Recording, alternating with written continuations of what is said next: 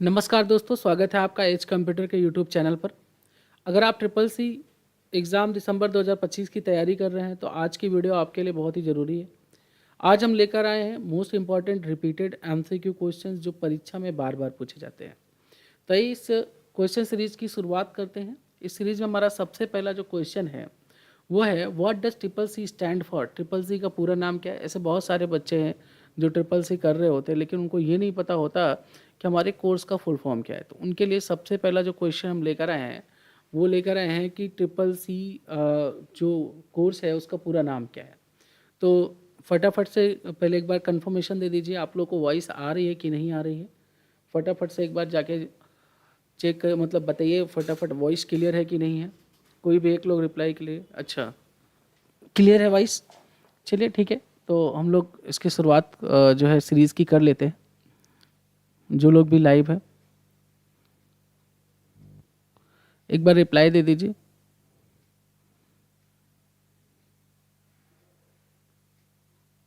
Voice आ रही है, clear है। चलिए ठीक है, तो ट्रिपल सी का पूरा नाम क्या है। तो जो ये कोर्स है हमारा ट्रिपल सी, इसका पूरा नाम है कोर्स ऑन कंप्यूटर कॉन्सेप्ट। ठीक है, इस सीरीज़ में हम आगे बढ़ते रहेंगे क्योंकि समय कम है। हमारी थोड़ा लाइव स्ट्रीमिंग भी थोड़ा सा लेट हुई है, इसलिए आगे बढ़ते रहेंगे। ठीक है, शुरुआत करते हैं नेक्स्ट क्वेश्चन की। जो हमारा अगला क्वेश्चन है वो है which organisation conduct the triple C exam. ये बहुत ज़्यादा इंपॉर्टेंट है और बहुत ज़्यादा ज़रूरी है, आपका जानना भी ज़रूरी है कि ट्रिपल सी परीक्षा को कौन आयोजित करता है। क्या इस परीक्षा को आयोजित करता है माइक्रोसॉफ्ट, क्या इस परीक्षा को आयोजित करता है नेलेट, या फिर सीबीएसई या यूजीसी। देखो, मैं इसलिए इस क्वेश्चन को लेकर आया हूँ क्योंकि आपको ये पता रहे कि हम जो ट्रिपल सी या ओ लेवल करते हैं क्या हम एक सही संस्था से कर रहे हैं या ऐसी जगह से कर रहे हैं जहाँ का ट्रिपल सी या ओ लेवल हर जगह पर मान्य होगा।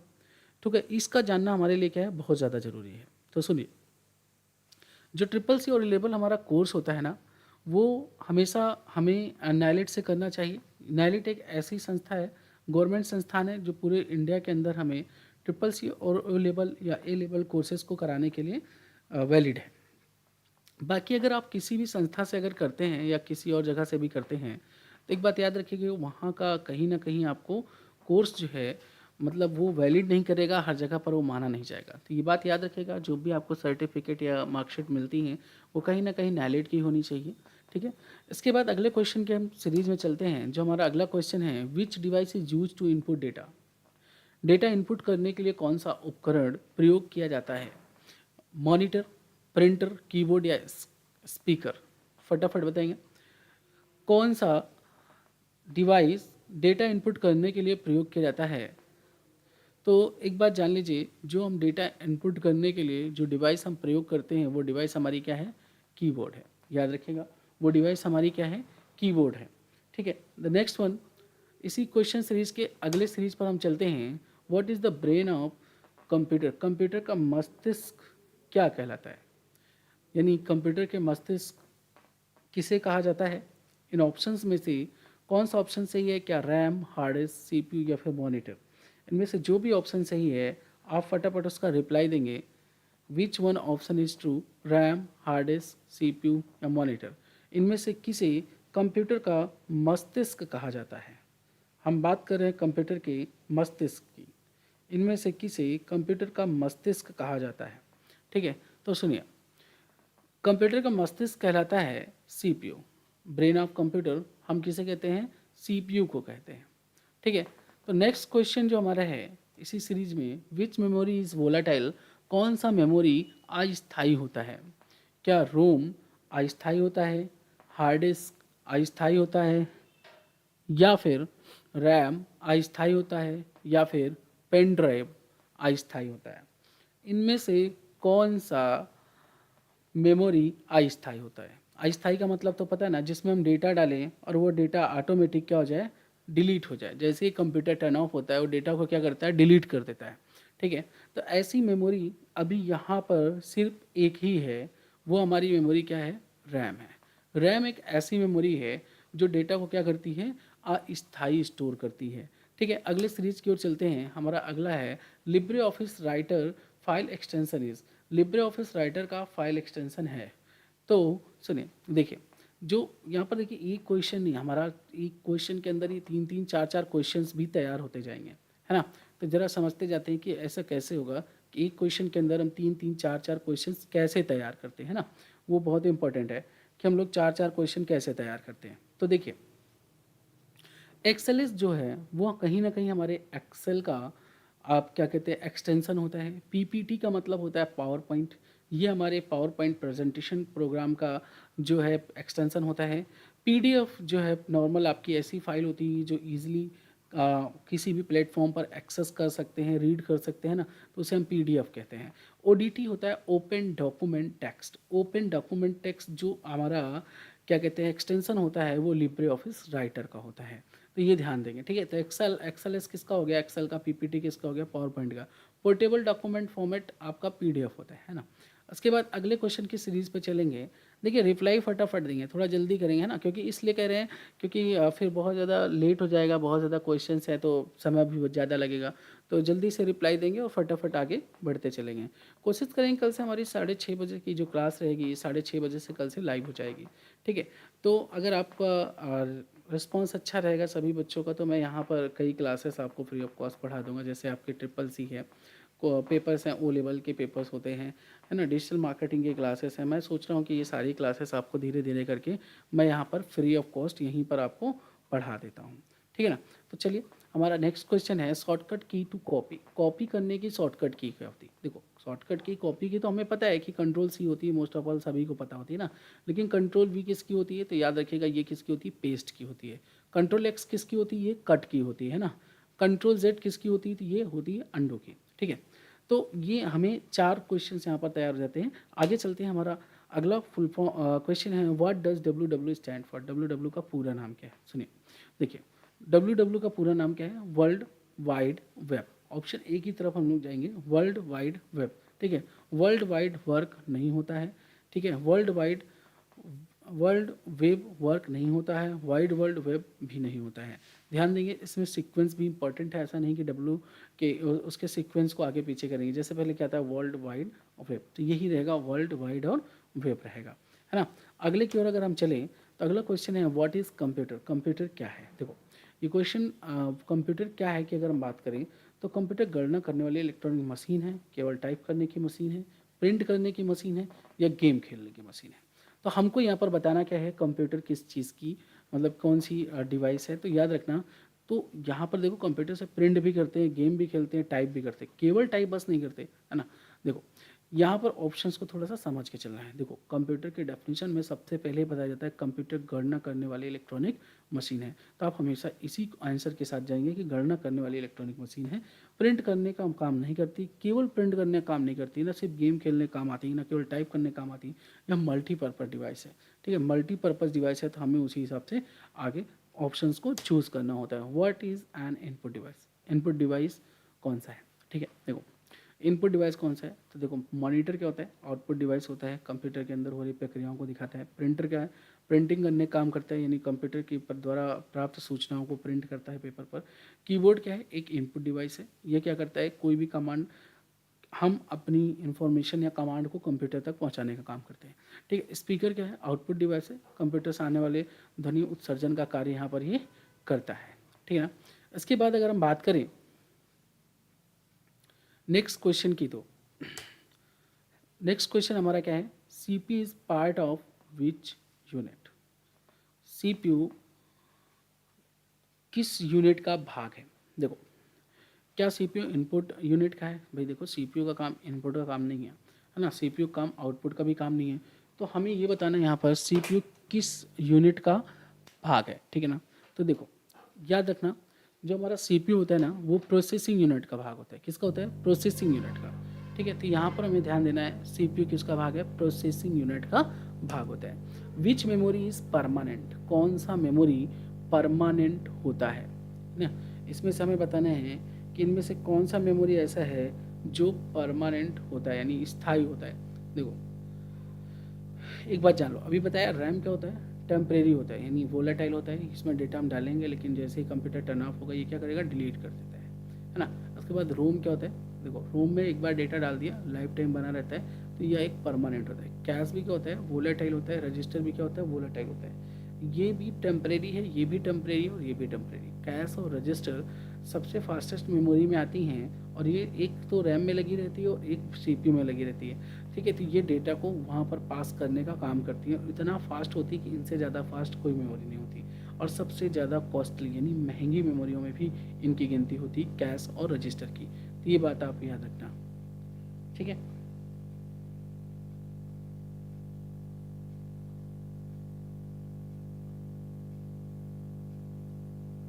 चलिए इसके बाद बात करेंगे full form of ALU. ALU का फुल फॉर्म क्या होता है, इसकी अगर हम बात करें तो देखो एलयू का फुल फॉर्म होता है ऑटो लॉजिक यूनिट, ये नहीं होता, बिल्कुल नहीं होता, ठीक है। और इसके बाद एप्लीकेशन लॉजिक यूनिट, ये भी नहीं होता है ना। इसके बाद अगला है हमारा क्या, एडवांस लॉजिक यूनिट, ये भी नहीं होता है। तो हमारा ऑप्शन ए क्या है हमारा यहाँ पर, अरिथमेटिक लॉजिक यूनिट, ठीक है। इसका रिप्लाई, इसका मतलब आंसर क्या होगा, अरिथमेटिक लॉजिक यूनिट, ठीक है ना। चलो इसके बाद अगर हम बात करें इसी सीरीज में अगले क्वेश्चन की, तो 1 KB is equal to 1 KB किसके बराबर होता है, हम इसकी बात कर रहे हैं यहाँ पर। तो सुनो 1 KB बराबर होता है किसके, 1000 बाइट के, बिल्कुल नहीं, 1000 बाइट के बराबर नहीं होता है, ठीक है।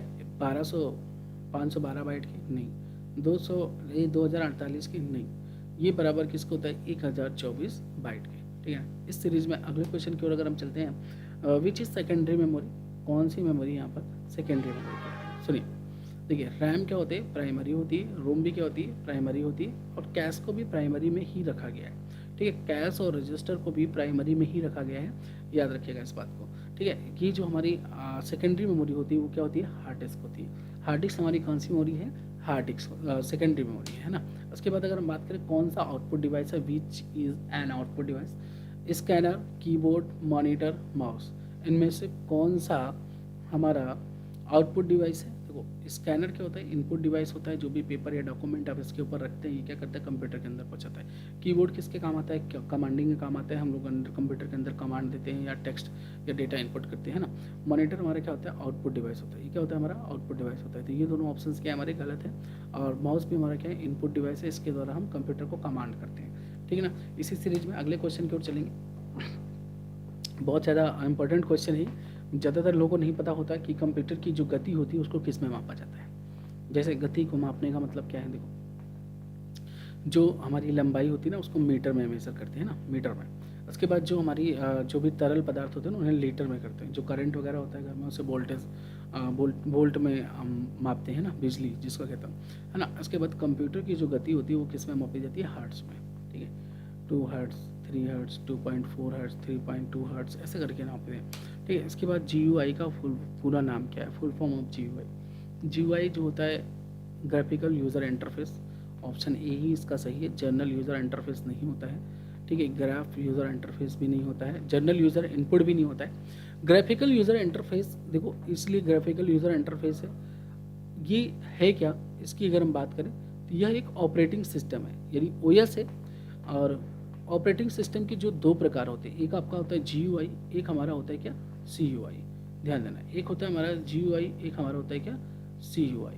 CUI क्या होता है, कैरेक्टर यूज़र इंटरफेस। ये क्या होता है, ग्राफिकल यूज़र इंटरफेस, इसे हम कहते हैं character user interface. The next one is Libre office writer is used for. Libre office writer का उपयोग किसके लिए किया जाता है, तो सुनिए गणना करने के लिए तो हम कंप्यूटर का ही प्रयोग करते हैं, तो वो तो पूरा ही आ जाएगा, ठीक है। डॉक्यूमेंट बनाने के लिए देखो राइटर, या फिर बात करें MS वर्ड की, या फिर हम बात करें वर्ड पैड की, तो इन सभी का प्रयोग कहीं ना कहीं हम प्रयोग करते हैं किसके लिए, डॉक्यूमेंट बनाने के लिए, ठीक है ना। प्रेजेंटेशन के लिए हम प्रयोग करते हैं किसका, पावर पॉइंट का, या फिर हम यहाँ पर इसको कह सकते हैं इम्प्रेस का, ठीक है ना। ड्राइंग के लिए हम ड्राइंग का यूज़ करते हैं, जैसे पेंट हो गया, है ना, पिक्चर हो गया, इनका प्रयोग करते हैं यहाँ पर ड्राइंग बनाने के लिए। उसके बाद अगर हम बात करें बोल्ड शॉर्टकट की, बोल्ड की शॉर्टकट की क्या है, देखो कंट्रोल B जो है वो बोल्ड की शॉर्टकट की है। इटैलिक के लिए कंट्रोल I है, अंडरलाइन के लिए कंट्रोल U है, और कंट्रोल P किसकी है, प्रिंट की है। देखो पहला ही लेटर बोल्ड का B, इटैलिक का I, अंडरलाइन का U, प्रिंट का P। तो ये शॉर्टकट की खुद ही अपने आप में बताती हैं वो किसकी शॉर्टकट की है, बस थोड़ा सा दिमाग लगाने की आवश्यकता होती है, तो उतना तो हम लगा ही लेते हैं, है ना। तो चलो देखते हैं आगे की ओर। यहाँ पर अगला क्वेश्चन हमारी जो सीरीज है, फॉन्ट साइज़ बढ़ाने के लिए हम किसका प्रयोग करते हैं? तो ध्यान देंगे, फॉन्ट साइज़ बढ़ाने के लिए यहाँ पर हम प्रयोग किसका करेंगे? देखो, control plus plus, control minus minus, may be आपको याद हो, कंट्रोल प्लस और कंट्रोल प्लस माइनस। देखो, ये इरेजर को घटाने और बढ़ाने के होते हैं, ठीक है।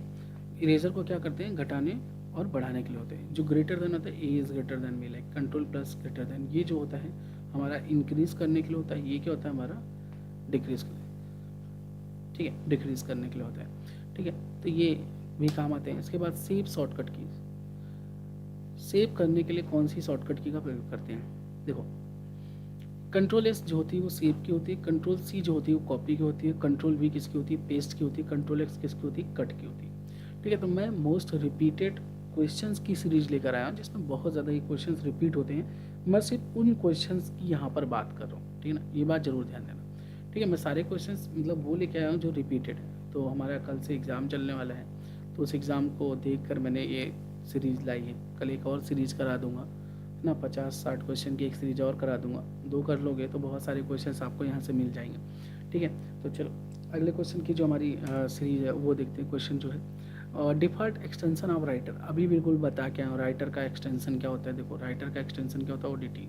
ये भी एक्सेल का ही मतलब कि क्या कहते हैं, एक्सटेंशन होता है। देखो, ये जो एक्स लगता है ना, ये 2007 और 2010 वाले उसमें लग जाता है एक्सटेंशन में। यहाँ पर अब पीपीटी एक्स ये भी लगा है 2007-2010 में। उसकी पहले वाले में जो सिर्फ एक्स एल एस पीपीटी होता था ना, वो 2003 के एम एस ऑफिस में होता था। पीडीएफ का वही है as it is. LibreOffice Calc की यूज पर, कल का उपयोग किसके लिए करते हैं? टाइपिंग के लिए करते हैं? बिल्कुल नहीं, टाइपिंग वहाँ पे बिल्कुल नहीं कर सकते, ठीक है ना। ड्राइंग के लिए करते हैं? बिल्कुल नहीं, उसके लिए भी नहीं करते। म्यूजिक के लिए करते हैं? नहीं।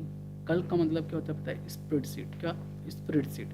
स्प्रेडशीट यानी एक्सेल की भी बात कर सकते हैं आप, या एक्सेल बोल सकते हैं, या फिर कल्क बोल सकते हैं। तो इसका प्रयोग हम करते हैं किसके लिए? गणना करने के लिए। क्यों? क्योंकि यहाँ पर क्या होती है ना, बहुत सारी सेल्स होती है। क्या होती है? बहुत सारी यहाँ पर सेल्स होती हैं। उन सेल्स पर हम क्या करते हैं? डेटा को एंटर करते हैं और यहाँ पर फॉर्मूला का प्रयोग करते हैं, जैसे सम है, एवरेज है ना, मैक्सिमम है, मिनिमम है, इफ़ है ना, इफ़ एंड है। इन फार्मूला का प्रयोग करके हम डेटा को क्या करते हैं? कैलकुलेट करने का काम करते हैं, गणना करने का काम करते हैं ना। तो इस बात को ध्यान देंगे। इसके बाद अगर हम बात करें सेल एड्रेस की, सेल एड्रेस की बात करें, सेल एड्रेस का एग्जांपल क्या है? तो सुनो मेरी बात। देखो, जब भी सेल एड्रेस की बात आती है ना, तो सबसे पहले जो होता है ना, हम एक बात जान लो कि जैसे ये ए है, तो ये ए कभी नहीं हो सकता। क्यों?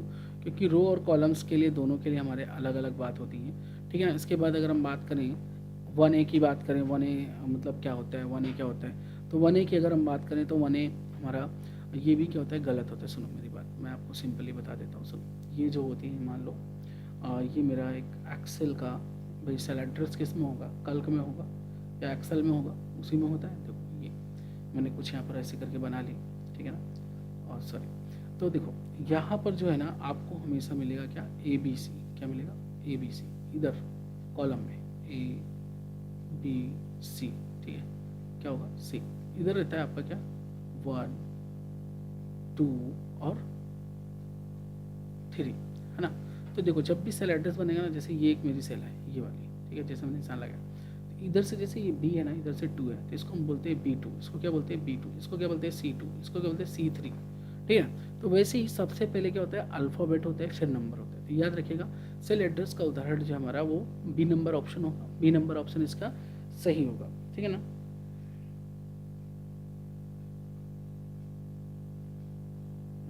आगे इसी सीरीज में अगर चलते हैं, फॉर्मूला स्टार्ट विथ, फॉर्मूला किससे शुरू होता है? देखो, आप फिर से वही कल की ही बात हो रही है। कल में अगर हम फॉर्मूला किसी भी सेल में लिखते हैं ना, तो सबसे पहले हम क्या लगाते हैं? सबसे पहले हम लगाते हैं क्या है? प्लस। जब हम प्लस लगाएंगे उसके बाद हमारा क्या होगा? फॉर्मूला स्टार्ट होता है, ठीक है ना। तो फॉर्मूला हमारा क्या होता है? स्टार्ट होता है ना। तो इक्वल लगाएंगे, जैसे ही हमारा फॉर्मूला क्या हो जाएगा? स्टार्ट हो जाएगा। तो ये हमारा क्या होती है? बाकी सब क्या रॉन्ग आंसर है। उसके बाद बात करें सम फंक्शन यूज़, सम फंक्शन का यूज़ किसके लिए करते हैं? फटाफट से रिप्लाई देंगे। सम फंक्शन का यूज़ किसके लिए करते हैं? फटाफट रिप्लाई देंगे सभी लोग, कमेंट बॉक्स में रिप्लाई देंगे। सम फंक्शन का यूज़ किसके लिए करते हैं?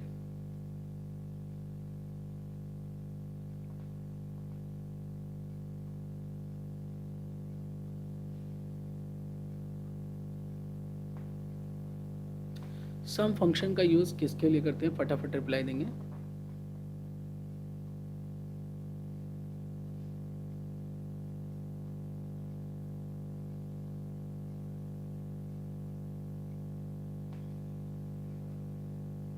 हाँ, तो सम फंक्शन का प्रयोग किसके लिए करते हैं हम लोग, जोड़ के लिए करते हैं, यानी जहाँ पर भी हमें ऐड करना होता है वहाँ पर हम यूज़ करते हैं किसका, सम फंक्शन का।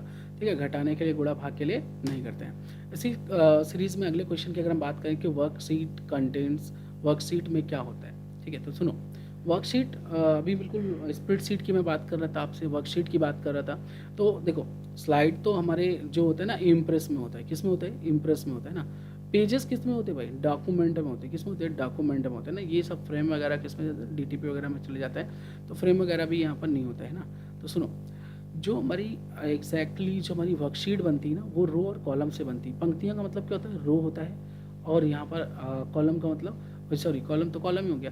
ठीक है, तो रो और जो हमारी कॉलम्स मिलते हैं ना, तो वहाँ पर क्या बनता है, तो वहाँ पर हमारी बन जाती है क्या, सेल्स बन जाती है। क्या बन जाती हैं, सेल्स बन जाती है। ठीक है, तो सुनो मेरी बात, ये जो खड़ी लाइनें इन्हें हम कहते हैं कॉलम, जो बड़ी लाइनें हम इन्हें कहते हैं रो, और इन दोनों के मिलने से जो बनता है उसे हम क्या कहते हैं, सेल कहते हैं। तो वर्कशीट जो कंटेंट्स होता है, वर्कशीट में होता क्या है, तो रो और कॉलम्स ही पूरे बने होते हैं। इनसे रो और कॉलम से मिलकर बनते क्या, हमारे सेल बनते हैं। तो सेल जो बनेंगे वो हमारे हमारे यहाँ पर जो सेल बनेंगे वो पूरी स्प्रेडशीट बनाते हैं। ठीक है ना, तो रो और कॉलम्स की मिलने से हमारे यहाँ पर सेल्स बन जाते हैं। तो ये बात आप ध्यान देंगे इस बात को। ठीक है ना, तो देखिए फुल फॉर्म ऑफ डब्ल्यू, वापस से वही हमारा क्वेश्चन रिपीट हो गया। World wide web full form क्या है इसका, वर्ल्ड वाइड वेब। याद रखना डब्ल्यू का फुल फॉर्म क्या होता है, world wide web. Email is used for, email किसके लिए प्रयोग की जाती है, सभी को ये आंसर पता है, फटाफट इसका रिप्लाई दे देंगे कि जो हमारा ईमेल है वो किस लिए प्रयोग किया जाता है, फटाफट रिप्लाई देंगे। ज़रा मैं रिप्लाई देखना चाहता हूँ कि जो हमारे लोग जुड़े हुए हैं, स्टूडेंट्स जुड़े हुए हैं, वो ईमेल का प्रयोग किसके लिए करते हैं।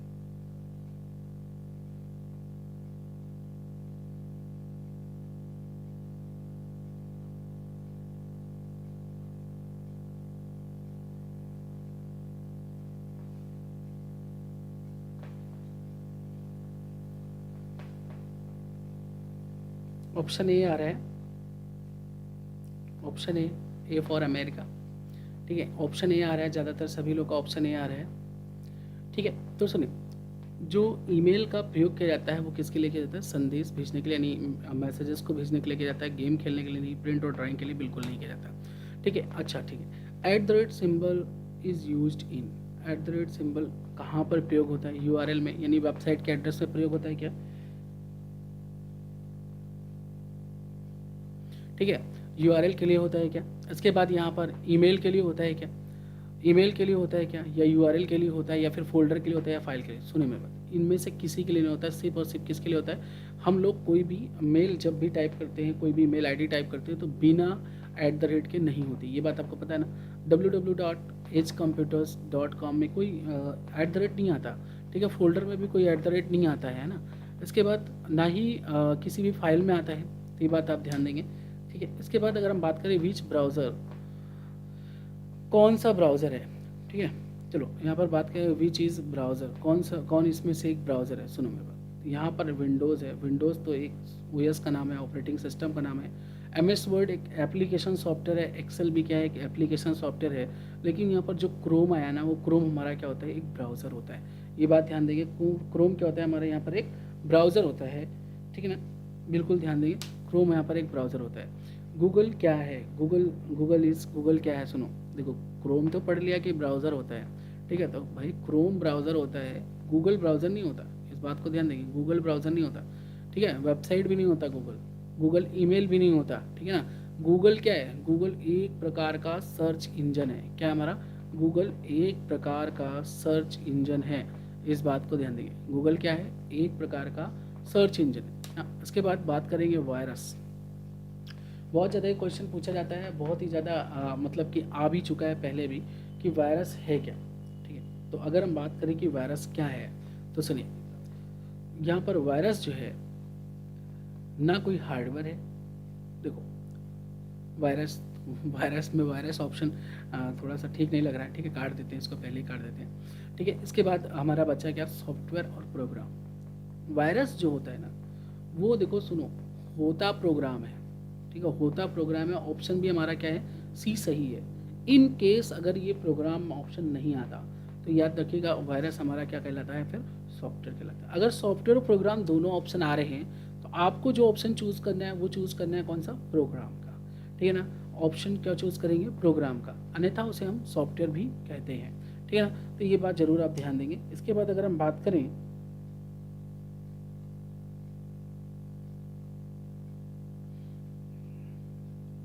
Antivirus is used for, antivirus का उपयोग किसके लिए करते हैं, फाइल बनाने के लिए तो बिल्कुल नहीं करते, ठीक है। इंटरनेट में प्रयोग तो होता है लेकिन इंटरनेट के लिए उपयोग नहीं, प्रिंट करने के लिए भी उपयोग नहीं करते। वायरस को रिमूव करता है, जैसे एंटीवायरस का मतलब क्या है, वायरस को हटाना, एंटीवायरस है, ठीक है। तो वायरस को क्या करेगा, क्लीन करेगा, ठीक है ना, वायरस को हटाएगा। एंटीवायरस का उपयोग करते हैं किसके लिए, वायरस को हटाने के लिए। उसके बाद स्ट्रॉन्ग पासवर्ड कंटेंट, मजबूत पासवर्ड में क्या होता है। देखो ये क्वेश्चन आजकल बहुत आ रहे हैं, ठीक है, ये आप लोग यूज़ भी करते हो। भैया एक स्ट्रॉन्ग पासवर्ड कैसे बनता है, तो आपको भी पता है कि स्ट्रॉन्ग पासवर्ड जब हम बनाते हैं ना तो उसमें अक्षर भी होना चाहिए और नंबर भी होना चाहिए और चिन्ह भी होना चाहिए, ठीक है ना। केवल नंबर तो आजकल किसी में लेता ही नहीं है, केवल नाम भी अब किसी में नहीं लेता है, केवल अक्षर भी अब किसी में नहीं लेता है। जहाँ भी पासवर्ड मांगेगा बोलेगा स्ट्रॉन्ग पासवर्ड दो। स्ट्रॉन्ग पासवर्ड का मतलब क्या है कि कोई भी symbol like has, at the rate, dollar, percentage, star, कोई भी एक साइन होना चाहिए, कुछ अक्षर भी होने चाहिए। अक्षर में भी दो कैटेगरी है, अपर केस, लोअर केस, दो होने चाहिए। नंबर भी होना चाहिए, नंबर का कंटेंट होना चाहिए, ठीक है। तो एक मजबूत पासवर्ड की पहचान यही है। लॉग आउट मीन्स क्या होता है, लॉग आउट का अर्थ क्या है, लॉग आउट का अर्थ तो सीधी सीधी जानो बाहर निकलना होता है। आप यही लगाओ, बाहर निकलना, ना कि उसका मतलब क्या होता है सेव करना, नहीं। लॉग आउट से मतलब क्या होता है, हम आईडी से बाहर आते हैं, आईडी से बाहर हो जाते हैं, ठीक है। तो सिंपली अर्थ उसका ये है, क्या लॉग आउट का मतलब क्या होता है, बाहर निकलना। ऐसे बहुत सारे क्वेश्चंस आपको इजी मिल जाएंगे, आते भी रहते हैं, ठीक है। तो इनको समझते रहेंगे, ऐसे क्वेश्चंस आपको मिलते रहेंगे यहाँ पर, ठीक है। चलो देखते हैं next one, cloud storage example. देखो ये क्वेश्चन बहुत आता है, क्लाउड स्टोरेज का उदाहरण क्या है। ऐसा क्वेश्चन कई बार आ चुका है और आपको भी ज़रूरत है कि इस क्वेश्चन को आप समझो, ठीक है ना। देखो क्लाउड का मतलब वो होता है स्टोरेज, क्लाउड स्टोरेज का मतलब ये होता है, सुनो, आपके पास आपका डेटा तो आपके पास है लेकिन वो आपके पास नहीं है।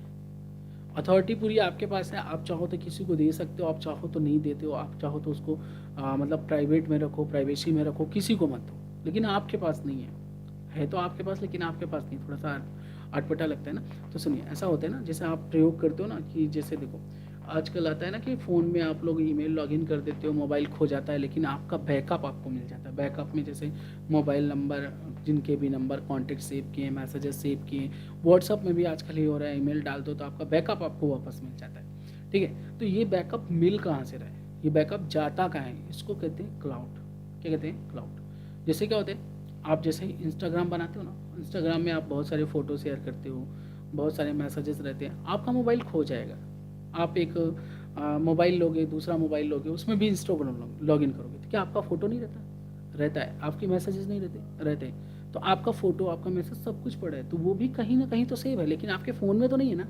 लेकिन अथॉरिटी आपके पास है, आप आईडी पासवर्ड डालोगे तो आपको दिखेगी, नहीं तो नहीं दिखेगा। आप किसी से तभी बात कर पाओगे जब आप लॉगिन करोगे। तो अथॉरिटी तो सारी आपके पास है लेकिन वो आपके पास नहीं है। कहाँ है वो, किसी दूसरे सिस्टम में। जिस सिस्टम में है उसको हम कहते हैं क्लाउड। क्या कहते हैं, क्लाउड। ऐसे ही उस क्लाउड का एक एग्जांपल है गूगल ड्राइव। गूगल ड्राइव आपको 15 GB का फ्री डेटा स्टोरेज देती है। आप 15 GB तक इसमें डेटा फ्री रख सकते हो और उस डेटा का कोई भी आपसे चार्ज नहीं लेती। कभी भी किसी भी तरह के केसेस में, कभी भी किसी भी तरह के केसेस का मतलब ये है कि आपका फ़ोन खो जाता है, आपका लैपटॉप खो जाता है, आपको अपना ईमेल आईडी और पासवर्ड मालूम होना चाहिए।